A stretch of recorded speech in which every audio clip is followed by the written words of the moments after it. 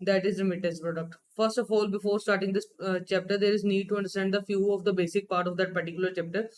First of all, what is meant by the term remittance? Remittance basically means transfer of money. Over here, we are using the concept of transfer. Transfer in what sense? Transfer from one person, one person to another person, to another person. Right? Right? In this way, the remittance of fund is to be done from one person to another person. Or we can say, usually the remittance was done by the foreign worker to the Indian parents, or we can say to the family who are living in India. So basically, it's a concept of the transfer of the income from transfer of the income to the people who is having a low earning, right? The developing nation would get the remittance fund. From the developed nation, we are providing the fund to the developing nation. Right? This is the basically the concept of the remittance of fund. What is remittance? In how many way we can remit the fund? Either we can use by the NEFT, we can use the RTGS model, we can use the bank, we can use the DD for the making the payment. Basically, these are the basic model for making, we can say, for the remittance of the product. So before understanding this remittance concept, there is need to analyze the traditional approach as well as the modern approach. If we talk about the traditional approach, there are the model that was used over here. When we go about the traditional approach, the model was used over here, like we can say that DD is the one of the major part, bank check is the major part for transfer of the fund or for the remittance of the fund. But when we talk about the modern era or the technological era, when we talk about the modern or technological era, then ECS, RTGS, NEFT are the part of the remittance of fund. So basically, these are to be treated as the remittance product. Hope the overall concept is clear. Now we're gonna discuss about how we can do the remittance, which type of the model is to be used here to do the remittance of the product. Overall concept, I think, is clear to you, right?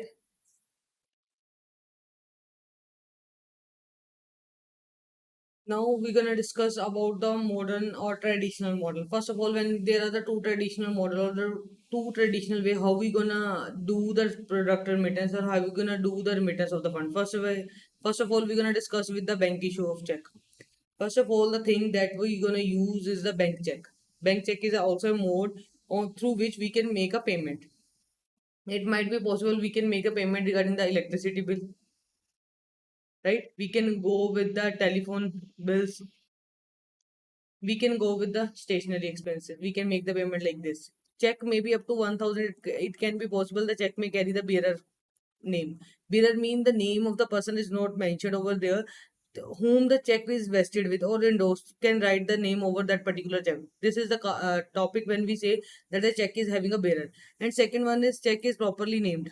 Bearer check or a properly named check. When we talk about the properly named check, the name of the person, or let's suppose if we want to make the payment to the any of the private limited firm, let's Messrs RS private limited company. So over there, the name of the person is mentioned whom to payment is to be made. It is known as named check, right? For the making of the payment, we can make a bearer check, but it should not be more than the amount of rupees 1000. It might be possible there is a clause of account pay check. So the name on whom the account was mentioned is to be eligible to get the amount refunded, right? This is the model of the check when we talk about that we can make a payment via or we can remit the fund via using check. Second is the DD. DD is on demand payable. It is basically a negotiable instrument through which we can make a payment. The payment mode, the date is normally it was written as it is on DD, pay on demand, or either within the period of 3 months it should be executed from the date on which it is signed.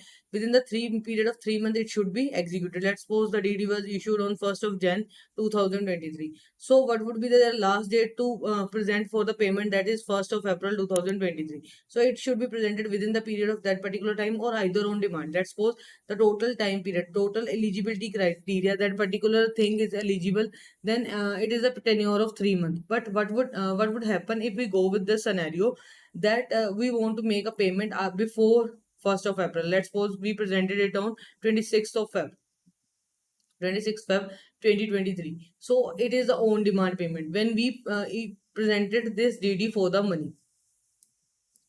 So basically it would be instruction to the bank to pay on demand, right? The money is certain, date is certain. It would be payable to the person on demand. There must be prior arrangement with the bank that a particular amount is to be paid. When we go with the other model of this system, it is basically the part of the NI Act. When we talk about the NI Act, it is gone by NI Act 1881, right? So in that particular part, it is to be treated as check. And when we talk about whether it is payable to bearer, no, it can't be payable to the bearer. It is a violation of the rule. That rule that was governed by Section 31 of RBI Act 1934. So when we talk about the check can be issued in the form of the bearer. But when we talk about the DD, it can't be issued in the form of the bearer. Always the name of the person must be specified over there. Now there is need to know about the EPS model. EPS is basically the electronic payment system or electronic payment system. That this is the basically a process when we try to make a payment by using the computerized mean. So over there, when we go and make the payment by using EPS model, the RBI regulation would be applicable on the particular transfer of the fund. So there are the two model. First one is the centralized model. When we go with the EPS payment, there are the two model that was prevailing when we talk about this scenario. EPS, basically we want to do the EPS, then there is a centralized model and decentralized model, right? This is the scenario. When we go with the centralized model, it is basically deal with the real time payment. Real time payment means to say when we talk about the RTGS, NEFT, these are the model of the real time payment. And when we go with the decentralized model, it's basically associated with the term of clearing house. Like we go with the purpose of the MICR model, we can opt for the MICR model, or we can go with the ECS model, means to say electronic check clearance services. So basically, when we try to go with the real time model, where the immediate fund is transferred within the period of specific time, then we go with the RTGS model or NEFT model. But when we go with the decentralized model, it is a process of the clearinghouse, and we try to use or make the clearance of the fund by using the microcode or by using ECS mode, right? This could be done by the licensed bank. Make the thing sure the event must be occurred within the premises or must be done by the licensed banking system. Now there is need to know about the NEFT. NEFT is associated with the economy, that National Electronic Fund Transfer. So what is the meaning of the NEFT over here? The National Electronic Fund Transfer. This system was introduced by whom? By the RBI. So this could be asked from the exam point of view, who wanna introduce this system? When we try to transfer the fund by using the electronic model is treated as NEFT, and the bank and the institution who gonna introduce that particular or who gonna coin that particular term is known as RBI of India. Right? Now there is need to know about the NEFT. What is the basically the objective, and why the need of the NEFT is arose over there? There is need to go through the objective. There are the basically two objective when we want to reduce the stress on the paperwork, or we want to reduce the burden on the paper based system. So we rely on the electronic payment clearance model. This is the NEFT. And when we go and utilize this particular mode, we want to make a secure efficient payment or to do it with the reliable sources. So these are the basically the reason why we opt for the NEFT. First one, we want to reduce paperwork. First, we want to reduce paperwork, and when we want to go for this particular model, when we go for the ETF model, there is need to know whether we want to do it with a secure mode, mean to say secure mode could be utilized, or we can say the data we are using is reliable in nature. Mean to say if we are transferring any kind of the fund by using NEFT system, it must be a reliable. There is no chance of theft or any kind of the misappropriation of the fund. So this is basically the system and the basic object of the NEFT. Now there is need to go with the next concept, NEFT system. Basically, NEFT is a nationwide trading system. So one-to-one fund could be transferred over there. There is a certain limitation about the transfer of the fund. When we go, even individual who do not have a bank account can go walk in into the branch and deposit the money. They can use or enable the system of NEFT, but make the thing sure the branch must be assessed with that particular system. The NEFT facility must be available at the branch. So what would be the maximum limit that would be allowed as per the NEFT transaction? That is of 5,50,000. This would be the permissible limit. This could be asked from the exam point of view. What would be the required limit that we can make a NEFT with the maximum amount? It is of 5,50,000. Which thing that we have to provide for making the NEFT transaction? Let's suppose we want to make a transaction in the certain person's account. What we have to mention? We have to mention the account number. We have to mention the telephone number. We have mentioned the address, branch, IFSC code. So these are the facility, or these are the things that we have to provide to the originator or the remitter of the fund. Right? These are the things that we have to provide. Now, how we gonna transfer? If we are using NEFT, how the fund gonna transfer? By using SFMS model.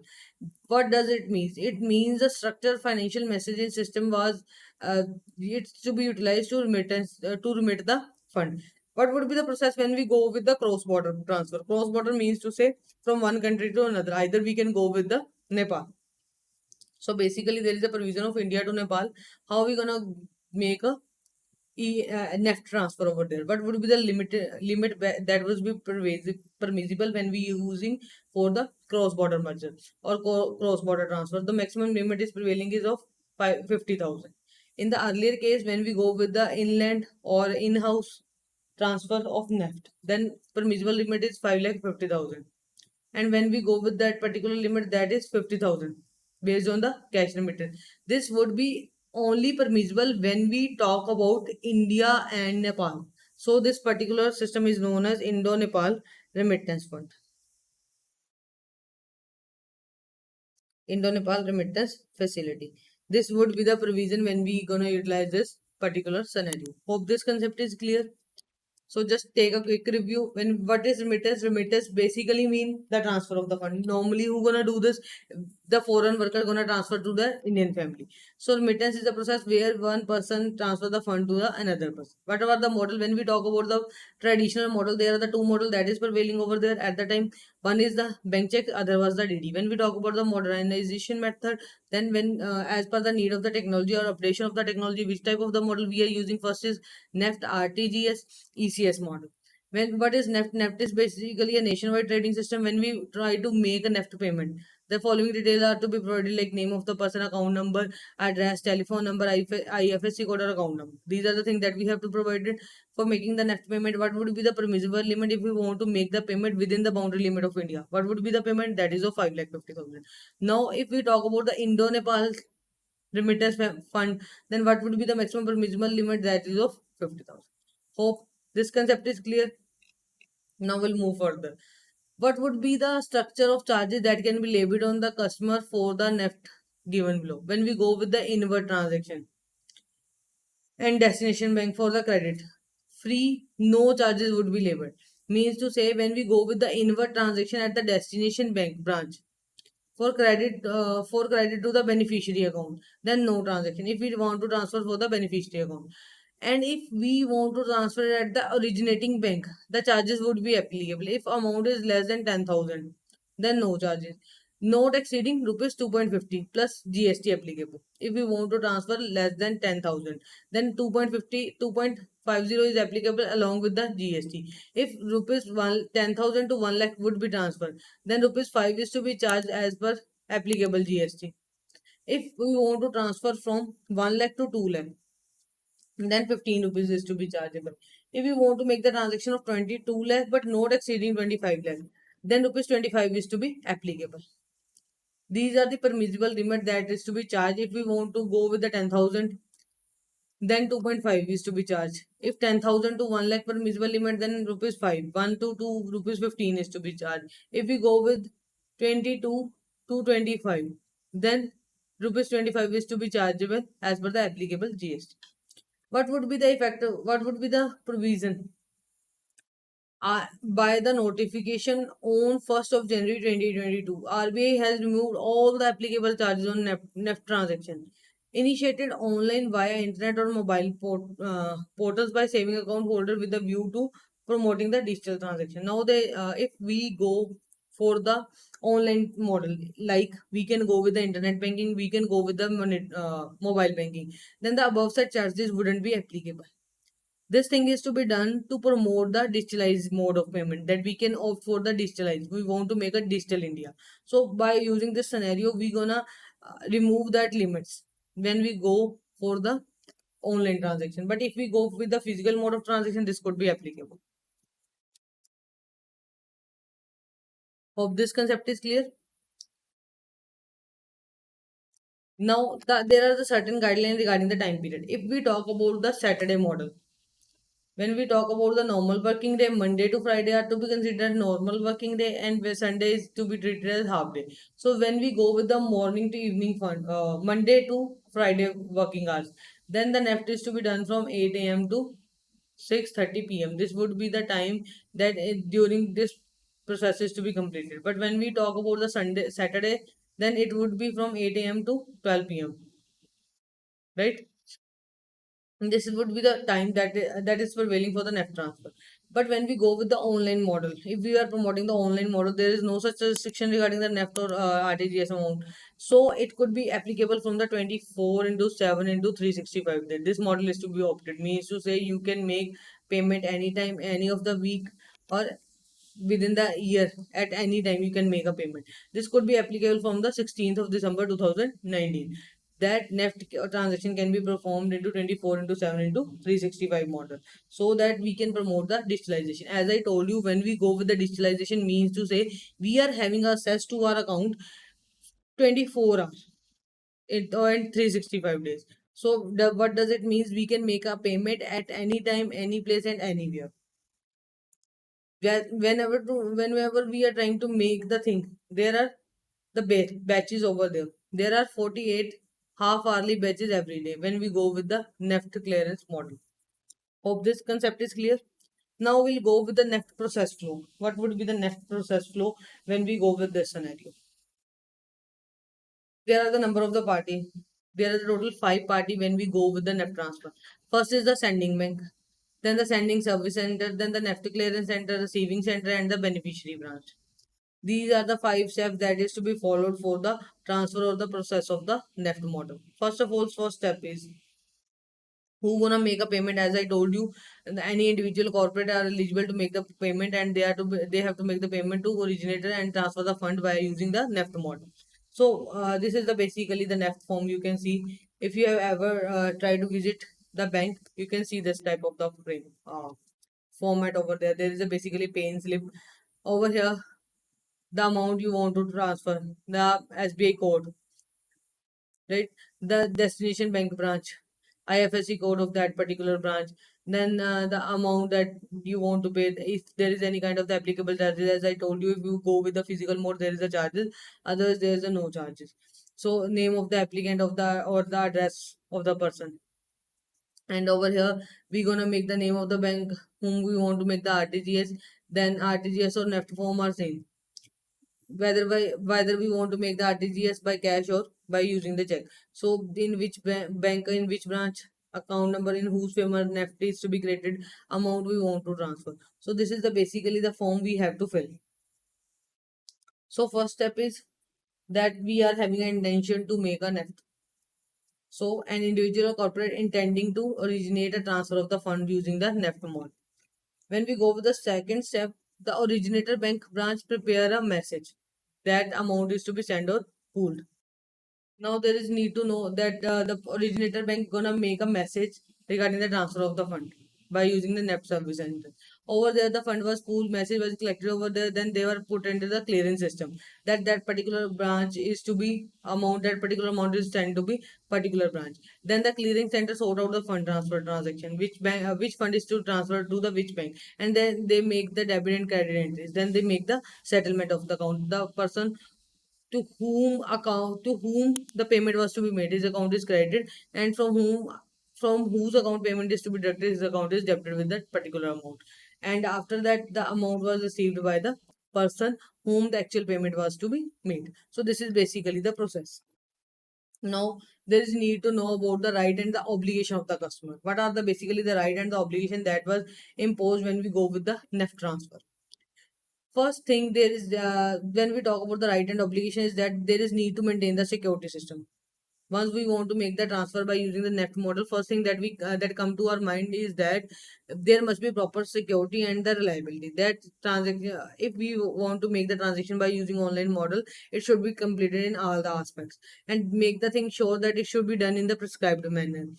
All the payment instruction is to be executed as we are telling them that we want to execute in the particular way. There should be 100% of the accuracy. If any of the thing is to be done on the, if any mistake is to be done, then it should be treated that there is a loss on the part of the other party. So make the thing sure or make the thing proper, that proper due diligence is to be utilized when we try to make the debit and credit entry and try to settle the account by using the NEFT model. Hope this concept is clear. Make this thing sure before making the net transfer you must having a fund with your account. And the payment instruction shall be irrevocable. Once it is executed, the bank is not bound by any notice of the revocation unless or until it is not compliance with the security procedure. What does it mean? Once you have allowed, let's suppose you have allowed to make the payment, you have filled each and every instruction and your account get debited with the particular amount, unless or until they can't stop the payment, unless there is a point of the security or integrity. Otherwise, they're gonna make the credit of that particular amount to the beneficiary account. In case of any of the delay that may be caused due to the transfer of the fund or any error that is to be executed, the bank is liable to bear the losses or the expenses. If let's suppose RTGS to be, if we say the NEFT is to be get cleared within the period of 1 day, let's suppose a period has been elapsed, so it would take 2 to 3 days. Let's suppose usually it would be done within the period of half day or within few hours. If it would extend the period, then the bank is liable to pay the interest on the delayed payment as per the rate that is prevailing at the particular time. Then there is need to go with the compensation or the claims. Whether we are able to make the any kind of the compensation or claim. Yes, we shall be entitled to claim for the compensation from the sending bank for the period when we talk about the compensation model, and penalty may be levied. If if our request or our grievance wouldn't be settled by the banking authority, then whom we gonna refer our matter to the ombudsman within the period of the 30 days. So basically this is the basically part when we talk about the NEFT.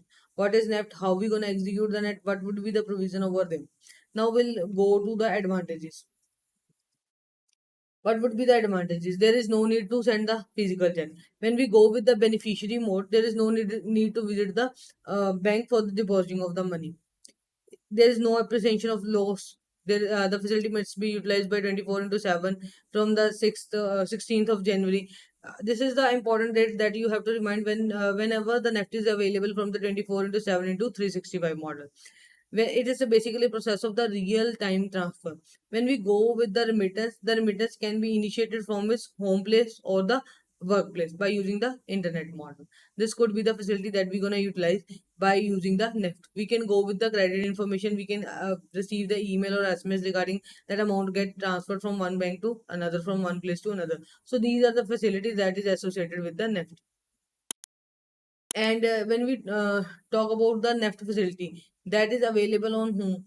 On the internet mobile banking or with the portal that is having if a person is having a saving account, that from 1st of July 2020 we can go and make the NEFT 24 into 7 into 360 out of your saving account. Hope this concept is clear. Alright. Now we'll go with the RTGS settlements. Now we have to discuss about the topic of the RTGS. RTGS is basically an acronym that is to be used for the real-time gross settlement. When we want to transfer the fund by an order basis, then this concept is known as real-time gross settlement. This concept is to be done without the netting. So this is to be treated as the gross settlement RTGS model. So when we talk about this system, there we want to transfer the fund to the individual. This is basically instruction based transfer. So instruction are given and on the basis of the instruction fund is to be transferred. When we want to go with the remittance, it's basically drastically change the complexion of the remittance scenario. So it would be a prevailing trending or scenario when we go with the RTGS model. This would bring the efficiency. when we are making the transfer. So RTGS, what would be the RTGS process of flow? How we gonna make the RTGS transfer? When we want to make the interbank transfer, we can go with the RTGS model. And what would be the system that is associated with that? There are the two model, whether we can go with the customer payment model and whether we can go with the delivery versus payment transaction. These are the system that is to be made when we go with the RTGS transfer. Basically, when we want to make the interbank transaction, there are the two type of the banking model, intra and inter. Inter mean to say the between the two different branches, like suppose from the Axis to Indusand. This is the concept of the interbank. When we talk about the intrabank, means to say we want to transfer in the bank of Axis from branch of SBS Nagar to Chimajok. So this is the concept of the intrabank transaction.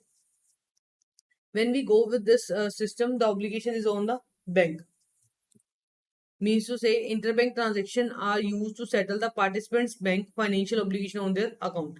What would be the concept when we go with the customer payment transactions? Basically, the message is to be transferred. What would be the concept when we go with the delivery versus payment mode? It is to be arise out of the RBI security settlement.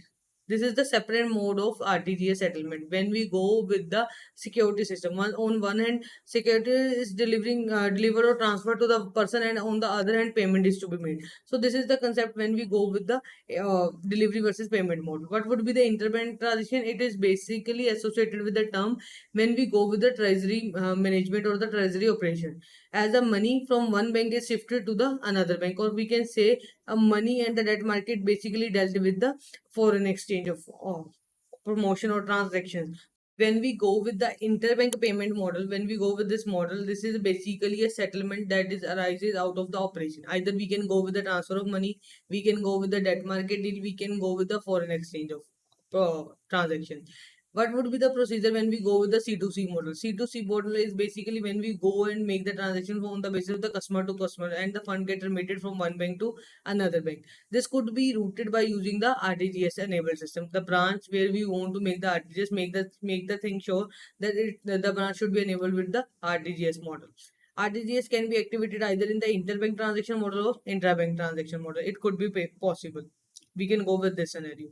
The maximum amount that could be made by using the RTGS model. There is a limit of 2 lakh. There is no upper ceiling limit. The minimum amount is to be mentioned that when we want to make a RTGS, there is need to be get 2 lakh rupees. We can get transferred by using the RTGS. But maximum amount wouldn't be stated over here. What would be the maximum amount we can go and opt at the time of the RTGS transactions? But when we go with the max, there is a upper ceiling limit that the maximum 5 lakh 50 is to be transferred when we go with the domestic NEFT transfer, and when we go with the Indo Nepal transfer, then the maximum limit is of 50,000. Right? This could be the procedure over there. Now there's need to go with the process flow to the customer based transactions. First of all, there is need to know what would be the route that is to be utilized for the transfer of the fund. When the customer requested that the fund is to be debited from his account, on his request, the fund get debited and made credited to the account of the beneficiary. What would be the detail that is to be required when we go with the RTGS model? First thing is amount to be remitted. How much amount to be remitted? To whom to be remitted? If we move to the thing whom to be remitted, then our account get debited and others person account get credited. There is need to know about the beneficiary bank name. What would be the IFSC code for the transfer of the money, and account number, the sender's information, each and everything is to be stated when we go with the RTGS scheme. What would happen when we go with this mandate? There must be a standing instruction that when we go with the RTGS model transfer, the amount of the originator bank should be debited and the person to whom the amount was made is to be credited his account. There must be proper due diligence or due authentication is to be utilized, that the proper mode of communication is to be utilized for the mode of the payment. Third thing is that the message would be routed through the central hub, that your thing is in queued and the message was forwarded to the bank, and after once the message get cleared, your amount get transferred from your bank to the another person bank by using the RTGS mode. They must make the thing sure that amount can't be less than 2 lakh when we go with this particular model. Once the authentication is received, the amount get debited and the other person account get credited once the authentication get received. Then there is need to send the message to the bank, that particular amount is to be transferred on the basis of particular message. Once it get approval from the another branch, whom it amount is to be credited. Once approval is made, the settlement is to be done. In case any kind of the shortfall or shortcoming is to be found, it is to be settled. And in case of any delayed or any kind of the expenses that is on the part of the banking, that is to be beared by the banking scenario. Now, when we go with the RTGS operation, all day except specified holiday, we can go and do the RTGS at any time except the holidays that was mentioned at the time of the national calendar, issuing of the national calendar. What would be the cutoff time that could be effectively implemented from the 1st of September 2015? What would be the implemented time? There is need to understand that particular time. Open for business. There are the 8 hours. Regular day including Saturday, except second and fourth Saturday. But when we go over there, there's a provision that on Saturday there's a provision of 8 to 12 hours, 8 to 12 p.m. Right? This is the provision that would be applicable when we go over the Sunday scenario in the case of NET. But when we talk about the RTGS model, we can execute it on the Sunday also, but second and fourth Sunday is to be excluded. So this is the important when we go with the RTGS model, whether the Saturday is to be included or not. Yes, first and third Saturday is to be included, second and fourth is to be excluded. What would be the open hours for the business? Open for the business 8 hours. When we go with the initial cutout, it should be closing at the time of 4:30 p.m. A final cutout is at 7:45 p.m. And when we go with the ideal reversal, if amount is not get credited or anything get reversed back, it should be done by the 8 p.m. And end of the day is to be at 8 p.m. What would be the maximum service charges for providing that RTGS facility? Over there is a word of RTGS. By mistake, it is written as RIGS. There is a concept of RTGS, right? Now there is need to know the if we go with the inward transaction, there is no fee. It's free of cost. If we go with the outward transaction, if the amount is within 2 to 5 lakh, rupees 25 is to be charged. It may vary time plus applicable time varying tariff subject to be maximum 30. So the charges would be applicable from 25 to rupees 30. Minimum 25 is to be applicable and maximum 30. It can't be more than that. If we go above 5 lakh, it should be from 50 to 55. Minimum 50 is to be charged, maximum 55. The amount is to be in between that particular band. Time verifying, which would be the time that is to be applicable when we go with this time verifying model. Block of settlement, there are the 2 3 blocks. Time settlement at the Reserve Bank of India and the charges as per the transaction from 8 hours to 11 hours, amount is to be nil. After 11 to 1, there is rupees 2 that is to be charged. This is basically a time when we you utilize the service of the RTGS. If we go at 8 a.m.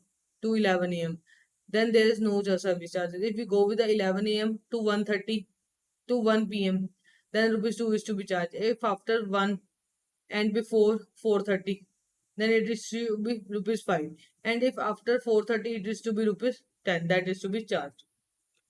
Right, this is the scenario that is to be charged when we go with the particular transfer after the prescribed time limit. Now this facility is also available 24 by 7 into 365 days. Then this is to be available from the 14th of December 2020. With effect from 1st of July 2019, the RBI waived off the processing charges. This facility would be applicable 24 by 7, and from 1st of July 2019, the RBI drop out that particular fees that is ranging from 2 to rupees 10 that could be dropped out by the RBI by the its notification. The reason being that it would be applicable for 24 by 7. When it would be applicable from 24 by 7 into 365 days, then that particular charges doesn't subsist. Simple funda when we say that particular that amount is to be charged and we are moving to the online mode, we can make an assess whether we can go with the RTGS model or EFT model, whatever the contest we are using. If we go with the online model, then the service charges on the basis of the time 10 wouldn't be get applicable over there, so it get waived off. Now what would be the RTGS system broad framework? It is same as we do in the above sector. So just take a quick look. If we go with the inward transaction, there is no charges. If we go with the outward, if we range with the 2 to 5 lakh, it should not be exceeding rupees 24.50, exclusive of tax, if any. And if above 5 lakh, not exceeding 49.50, it is exclusive of tax. And if any kind of the rate is to be applicable over there, then it should be considered. The bank decided the charge is lower but can't charge more than the prescribed rate. Bank can charge the lower rate. This would be the maximum limit that rupees 25 is to be charged. You can charge below that. You can charge rupee 10, you can charge rupee 5, you can charge rupee 2, whatever the thing you want to be, you can charge. But you can't go exceeding the limit. Now the next thing is to go with the distinction between the RTGS. We have gone both the models. What would be the message meant by the term RTGS and NEFT? Now we have to analyze the situations. Which type of the situation we want to analyze? What would be the difference between these two? RTGS model or NEFT model? Now,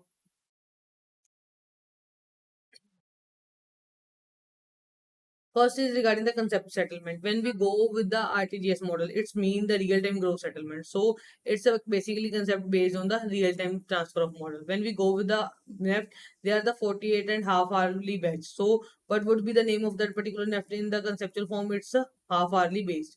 What would be the minimum limit when we go with the RTGS model? As I told you, when we go and use for the RTGS model, there is minimum limit of rupees 2 lakh, and there's no maximum or upper ceiling. But what would be the provision if we go with the NEFT? There is a upper provision that while using NEFT, you can go and transfer at single instance rupees 550, 5 lakh 50,000. And Indo Nepal system, you can transfer 50,000. But what would be the minimum limit? That is rupees 1. What would be the maximum limit for the transfer? As I told you, there is no maximum limit. It would be depend upon the bank. It would be vary from bank to bank what would be the maximum limit. And over there, when we go with the Indonebal remittance, this would be 50,000, otherwise 5 lakh 50,000. What would be the provisions? That is the survey. I mean, earlier there was a provision that you can transfer the fund on all weekdays and first and third Saturday, excluding second and fourth Saturday. But now it would be available on the 365 days at 24 into 7, right? So though both facility was applicable from now onward after the 2020 amendment, that it would be applicable from 24 by 7 system. Now what would be the transaction charges? No transaction charges is to be charged. No charges is to be used for when we go with the inward transaction, but still there are the certain charges if we go with the online model and go for the outward transaction. There must be a maximum charges. Maximum charges can't be charged more than 25 rupees, or we can say 24.99 rupees. Can't exceed particular. Bank may vary that particular amount. Bank may charge lesser amount but can't go exceed that particular amount. If we go with the amount that could be transferred more than 5 lakh, then there is a charges of rupees 50. Bank can't go exceed that particular charge model. Now there is need to go and understand the concept of the next thing. What is the payment option? The payment mode is available. Either we can go with the online model, offline model. Same is with the concept when we go with the NEFT. Now, hope the concept of the NEFT and RTGS is clear to you. What would be the provision and what would be the differentiation between these two? Hope this concept is clear. Now, there is need to go with the ECS model. What is the ECS model? How we gonna applicable that particular ECS model? ECS model is basically a process where we use to do the transaction that would be repetitive or periodic in nature. That is the system of the ECS clearance, mean to say electronic clearance service charges. When we want to make the bulk payment, like either by the institution, either we want to make the payment like a dividend or a salary, pension. Let's suppose government want to make the payment, then they can go with the ECS model, because there are a lot of the employees whose salary pension is to be deducted. The payment must be in bulk. When we go with the mutual fund dividend declaration, this would also contain the provision of the ECS model. ECS is basically a process through which a fund is to be transferred. The model that is to be utilized by ECS for the transfer of fund is NACH, and that is operated by or managed by NPCI. Means to say, if we want to go with the ECS model, it is to be processed by the NACH model. And who gonna govern that particular thing? By NPCI. Means to say, National Payment Corporation of India gonna govern National Automatic Clearing House Services. Right? Hope this concept is clear. Now there is need to go with the variants. Which type of the variants are available when we go with the ECS model? There are the two model. Either we can go with the ECS credit and ECS debit. What would be the provision if we go with the ECS credit model? First of all, when we want to use that particular model, could be utilized by the institution for affording the credit at a large number of the beneficiaries. Like we want to go with the employees, investor, pensioner. These are the system to be utilized. ECR user had to register themselves for the clearing centers. Once they go themselves register for the clearance center, they are authorized or governed by the sponsor bank. And beneficiary must hold a account and give a mandatory induction instructions for the payment. If we say there is any kind of the delay or any kind of the discrepancy may arise, as I told you, there must be a penal liability or the penal interest that would be applicable. It would be applicable on the basis of the RBI LAF repo rate plus 2%. That could be charged when we go with the delayed payment. What would be the ECS model of debit? When we want to go with that debt at a large number, let's suppose like a payment of the telephone bill, we want to make the bills payment like electricity, tax collection, insurance premium, whatever the thing we want to make and do with the ECS clearance model.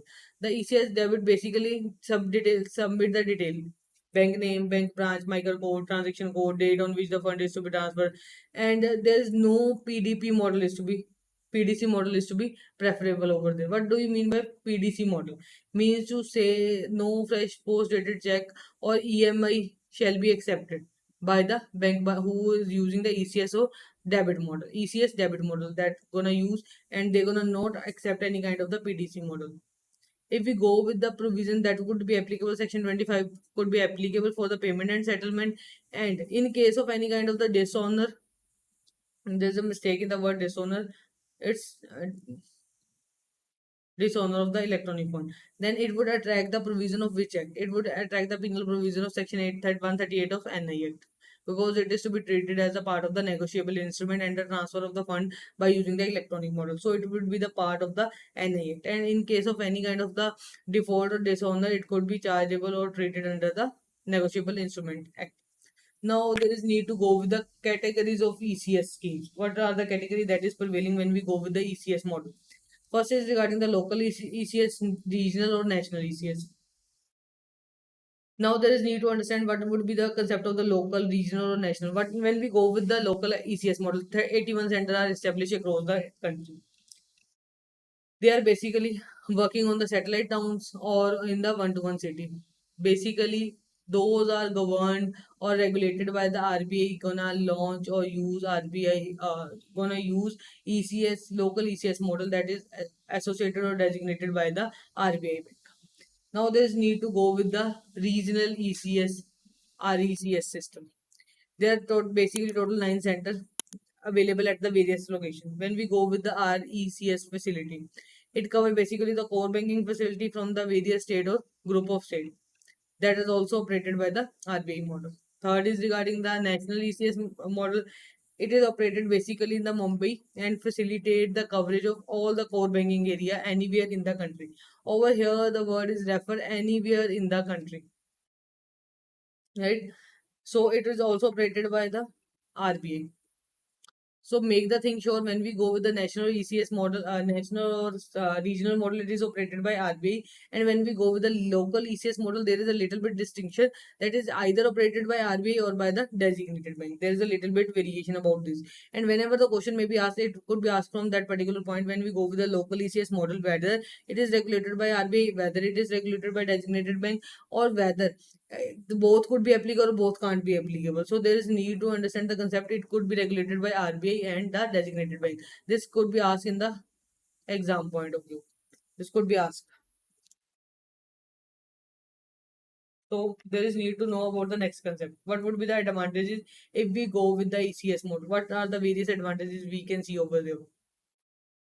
There is no need to issue the check. If we don't want to go with the check option, we can go with the automatically fund transfer. It would be clear. No, if make the thing sure, if we want to make the ECS model, we must have a sufficient fund. If we are not having a sufficient fund, we can't make the transfer. The payment will be received automatically. There is no need to take the follow up whether the payment is received or not. It is basically a hassle free process. We can make a easy payment by using this model. The time must be flexible. So Next thing is about the NACH model, the National Automatic Clearing House, through which the ECS payment got clear. This is the system that is known as NACH, that is governed by NPCI model. What do you meant by the term NPCI model? Various time we have studied. It's the acronym for the National Payment Corporation of India, right? When we go, when we say that NACH would be applicable for the bank, financial institution, corporate, government sector who are providing the facilitation regarding the interbank, high volume, or the electronic fund transfer. It's of periodic or repetitive nature, as we have already studied in the part one, that it is repetitive in nature. So what would be the time that it could be applicable or utilized in the normal course of the banking business? It's from the 1st of May 2016. What would be the main thing that is to perform by NECS system that basically used for the bulk transaction? When we want to make the payment, either if we talk about the government sector, they're gonna make the salary or the payment clearance of the pension. If we go with the mutual fund system, they're gonna make the clearance of the dividend. So when we go with the large amount of the payment scenario, then we are gonna refer the NACH model. Whether we can go with a centralized or decentralized approach here. When we go with the NACH model, it is basically applicable on the centralized system. There is a consolidated multiple ES that is to be applicable over there. When we want to implement the NCH, there is need to know whether the all the provision of NPCI is applicable or no. If yes, it is applicable, it should be applicable in the single standard.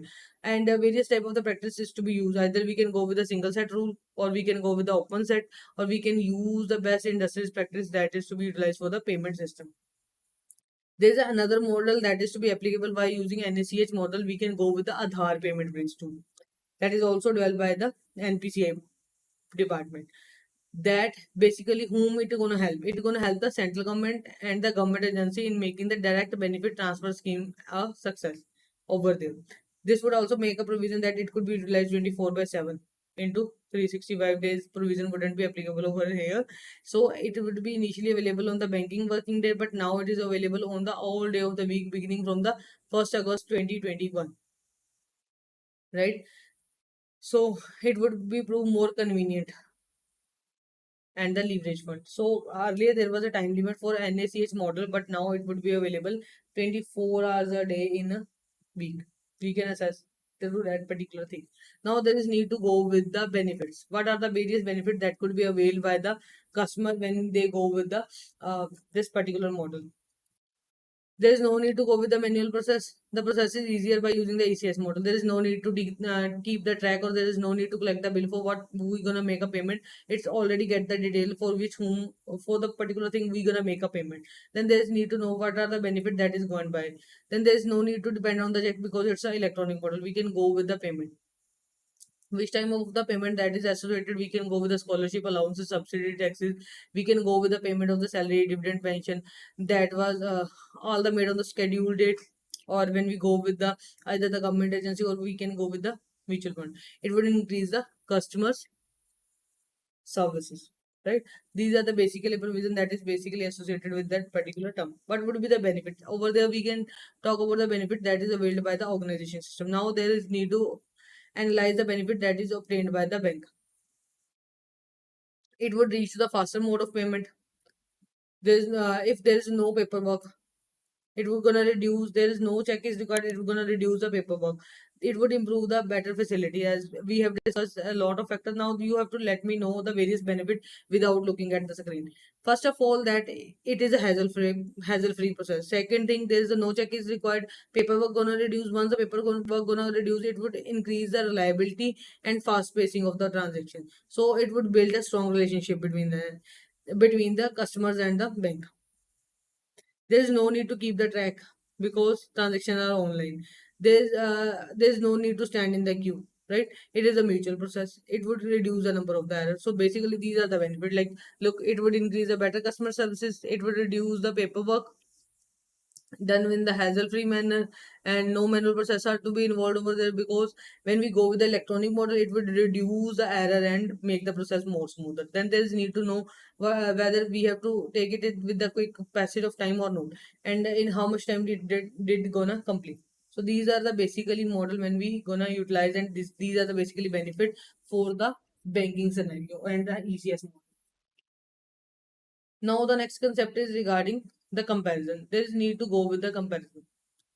You have studied both ECS model and NACH model. Now you have to let me know what are the various comparison that is we can made when we go with the ECS model or NACH model. When we go with the NACH model, it was the faster and the same day presenter because it is available in the 24/7. Settlement could be done over there as compared to ECS, where the entire process is to be spread over within the 3 to 4 days. When we go with the ECS model, it would take 3 to 4 days. When we go with the NACH model, it's gonna make the transaction clear within the same day. When we go with the NACH, it would be well disciplined and there is a proper management who gonna handle the dispute. When we go with the ECS model, there is a no grievance model that is to be established. When we go with the NACH model, it is basically robust management mandate management system. There are the standard format and size that is to be utilized for doing the thing. It would gonna provide the unique mandate reference number for doing the NACH transaction. That each mandate is to be identified in the separate way instead of the ECS model. So the we have already go through the concept of the ECS and NACH. Now we are able to identify which would be the more visible and which gonna take the lesser time. Hope this concept is clear. Now there is need to know the different parties to the NACH, which are the various parties that is associated with the term NACH. First is regarding the sponsor bank, who gonna transfer the mandate and through whom the payment gonna identification or gonna confirmation. So it is basically a bank that will provide that will forward the mandate given by their corporate customer through the NPCI model to the destination bank for the approval of mandate. Sponsor bank means, as I had told you, the sponsor is the person who is providing the facility. So as per the instruction availed from the customer, they're gonna provide the facility and transmit the message to the destination bank. Destination is bank is that bank who gonna either they're gonna accept or they're gonna reject the mandate for the particular payment. Then the user. Basically, the corporate or the government department will indicate the name of the sponsor bank with whom they are maintaining their account. This is known as the user, and the particular user gonna make the settlement of their on their behalf. There is a clearing timing. Clearing timing is a process that would take from that the amount gonna transfer from the one bank to the another bank. This is the time of the clearing time. So the system will be capable to undertake the multiple presentation or the return settlement. It will be restricted at one presentation settlement session and one corresponding returning session per day. Mean to say we can make one transaction for the payment. If there is any kind of the reversal, there must be one single transaction. Then the settlement of the ingredient. This could be governed by the Settlement Act 2007. Section 23 is talk about this provision that settlement should be final and irrevocable. We can't revoke it on the later part, but it could be possible if there is any kind of the default on the end of the department, and it could all the expenses related to particular thing is to be beared by that particular bank. What would be the mandate management MMS? Basically, MMS is a new version. We can say it is associated with the process of the mandate management system that is basically required to manage and regulate the thing. Which type of the when we try talk about the MMS model, it would provide a unique number that is known as Omron number that would lead us to identify or track our transaction or track our mandate. Now there is need to know what type of the MMS gonna allow, which type of the process is gonna allow. It would allow to go the debit and credit the mandate, initiate the data character mandate, e-mandate as well as the paper mandate. E-mandate would consist of the data file upload, while paper mandate will consist of the mandate image and the data and the uploaded data file. They can get the question from that particular point. If what is the e-mandate, or we can say e-mandate consists of which type of the system. E-mandate basically consists the data file upload, and when we go with the paper mandate, it would consist of the mandate image and data file, right? It would carry the both feature of the image and of the data file. Then there is need to go with the mandate amendment and the mandate cancellation. Is it possible that we can go with the mandate amendment and the mandate cancellation? There is need to understand this particular thing. Yes, it could be possible with the sponsor bank request, and same is to be reached by using the NPCI model, where as I told you, NACH is to be governed by the NPCI model. So it could be mandate request.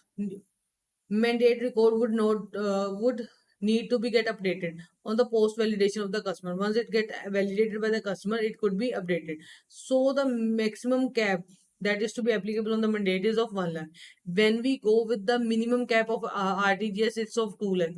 maximum is not permissible. When we go with the NEFT model, then maximum is 5,50,000. If we go with the Indo China model, nee, pardon, Indo Nepal model, then it would be 50,000.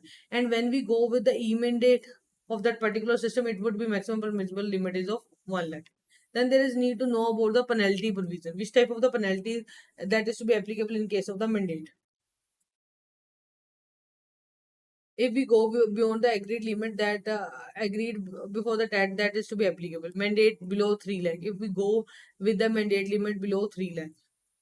If it remain pending 0 to 7 days, no penalty. Incentive of rupees 5 is to be given. If pending between 8 to 10, no penalty, no incentives. If we go beyond 10 limit, no incentive, penalty must be 10 per mandate above rupees 3 lakh. Pending for 0 to 10 days, no penalty. There is a provision when it's below 3 lakh. There is a mandate provision if it's above 3 lakh. Over there is a penalty of 5 rupees per mandate if it would be live between 0 to 7 days.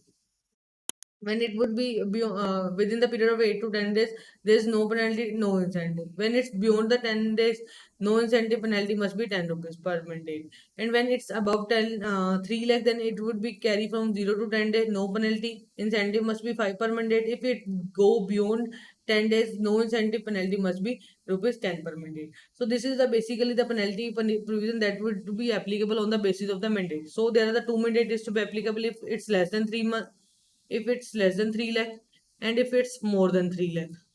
Over there 0 to 10, no penalty. 10 to 5, above 10, if it's above 10, then mandate is to be applicable rupees per days.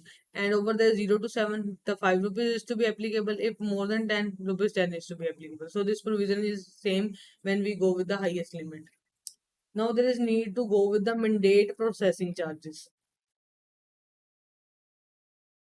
There we need to know about the mandate processing charges that is to be applicable with effect from the 1st of Jan 2018. What would be the charges that is to be applicable? If we talk about the NPCI charges, that is 1.5 rupees per mandate. And what would be that bifurcation of that particular thing? 1 rupee for initiating the bank and point 0.5 for the receiving bank. How we gonna bifurcate these charges? This is a concept over here. If we're gonna bifurcate, then there is a settlement clause. In how many days we gonna settle the things? There are the two transaction model that is to be prevailing: transaction plus 0, transaction plus 1 day. There's need to go with the conceptual part first. After that, we can bifurcate that particular thing. When we go with the debit instruction file, that is to be available destination bank only after debiting crediting settlement account and the destination bank as applicable. The sponsor bank should credit the beneficiary account on the same day of NACH debit, and the destination bank should credit the same day. Simple mean, if we want to conclude that particular lines, it means T plus 0 day, means to say the transaction gets settled in the same day without adding any another day. The amount of debiting the account and crediting must be settled within the same day. What would be the provision if we go with the T plus 1 day? So over there must be a transaction day. T means to say the transaction day. Transaction day plus 1 day is to be used for settle the account of the both parties, either of the debtor sponsor bank or from the or for the receiver or the destination bank. Over there, when we try to utilize that particular model where we want to use a settlement code, T plus 1 day means to say the transaction day plus one next working day is to be required. The thing is next working day. If there is a holiday, this could be excluded. And over there all the necessary element regarding the verification is to be done by the next day, and have to settle the account and maintain the things over accordingly. Now the next system is Aadhaar enabled payment system. This is known as APS model, or we can say AEPS model. We can call this system by both the name. There is need to go with the KYC compliance that is associated or linked with the Aadhaar. An online Interpol is to be created by using the POS model, and we can utilize the various services by using the APS model. What are the various services that is associated with the AEPS model? That we can go with the cash withdrawal, we can deposit the cash, we can go with the balance inquiry, we can go with the Aadhaar to Aadhaar fund transfer. There must be that thing must be sure that Aadhaar must be linked with the account. We can generate the mini statement. Now there is need to know with the next concept, what is BBPS model. This is the concept of the bill payment model. We can utilize it with the system that anywhere, anytime model for the bill payment. which type of the bill channel that would be prevailing over there. We can go either with the MPS model, we can go internet banking, we can go mobile payment, we can go with the PS model, we can utilize our ATM branch or agent correspondence to make the payment. What are the key participants? BBPCU. This is known as Bharat Bill Payment Central Unit. This is act as a clearing and the settlement house. When we go with the BBPOU, means to say it can be a bank or a non-banking system that gonna integrate the whole thing. They're gonna integrate the customer as well as the biller. So it will create when we talk about the Bharat Bill Payment Operating Unit, it's gonna integrate both the things, bill customer and bill payment, or we can say the biller. They're going to integrate the both the parties. If we go about or talk about the key participants over here, now there is need to go with the next participant model, that is agent institutions, that basically offer the services or who are presently on the bill payment, like they can go with the collection and aggression of the businesses. So those person who have received the authentication from the RBI can act as a agent institution. What is meant by the agent? Agent are basically the customer's service point that would be applicable on the BPP model, and the agent is having an outlet or the correspondent outlet, or we can say the centers where they are providing the facility for the particular system, or for the retail outlet, or we can say for the retail services there must be outlet must be present and they are providing services on their outlet. What are the type of the biller, or we can say the utility company? Biller means the service provider who gonna receive the payment from the customer. So there are the five parties that is associated. First one is a biller who gonna receive the payment. Agent is who gonna provide the facility to transfer the fund. When we go talk about the agent institution, basically the thing who are authorized by RBI and can integrate both the parties, right? And when we go with the operating unit, who brought the customer and biller together. These are the single word that can help you to remember the thing. BBPU is the basically the model through which we can go with the clearing system, right? This is the concept over here. Hope the concept was clear to you. Now we'll move to the next part. What are the categories of the biller in the Bharat Pay? We can go, there are the following category. We can go with the electricity model, we can go with the DTH, gas, water. These are the systems that we can utilize over there or for making the payment. Now what are the benchmarking India payment system? As per the report that was issued by the RBI on 1st of July 2022, what they're gonna release, that there are the benchmarking system for the benchmarking for the Indian payment system that go on the major area and acquire a competitive positions. When we talk about when this service is first carried out, this was carried out in the year 2019, and with the respected position in 2017, they are having a position. Now, when we go with the covering on, when we try to consider the various studies, various factors, various parameters, now it would come with the respective position of 2020, right? What are the various highlight that is associated with the particular thing? Now there is a concept where we try to go with the highlight, basically the highlight. As we all know, when we talk about the pandemic situation, the COVID-19 situation, it would never adversely affect the company's position. It would adversely affect the company's position and it would gonna slow down the rate. And when we talk about the exercise that is to be utilized after going through this scenario, that we gonna utilize the enhancement or updation scheme regarding the ATM or POS terminal by the end of 2021. There is also a demonstrative improvement in the era. We can say we can go with the ticketing model or we can go with the digital payment system. So we are promoting for the digital era too. So if we talk about the significant movement of the India in the various activities, or when we try to compare it with the various other countries, so India is acting as a leader or a strong position. Out of 28, they're gonna bag 25, out of which 25 one was the previous exercise. And when we talk about the indicator, they are categorized as a weak. When out of 12, there are their previous indicator and their present indicator are basically the 8. Those gonna represent that particular thing, whether the India is having acting as a leader or having a strong position in respect to the digital payment mode, or we are saying that whether it is applicable as a weaker part. But after the COVID pandemic era, it would bring our economy down by the 10 years back. So this would be the condition that would be applicable, and after that we're gonna recover our system by going through the various amendment updation. But still it would be it gonna slow down our process. If we want to cope up with the particular technology, we have to do it with the more elaborative mean or with the proper system. So these are the basically the benchmark provision that could be applicable, and are we gonna submit the report and disclose that particular factor that even after the COVID era we gonna improvise ourselves. So these are the basically the position that gonna back the, and these are the various mandate that gonna follow when we talk about this particular remittance product. Hope this concept is clear. That's all for today's video lecture.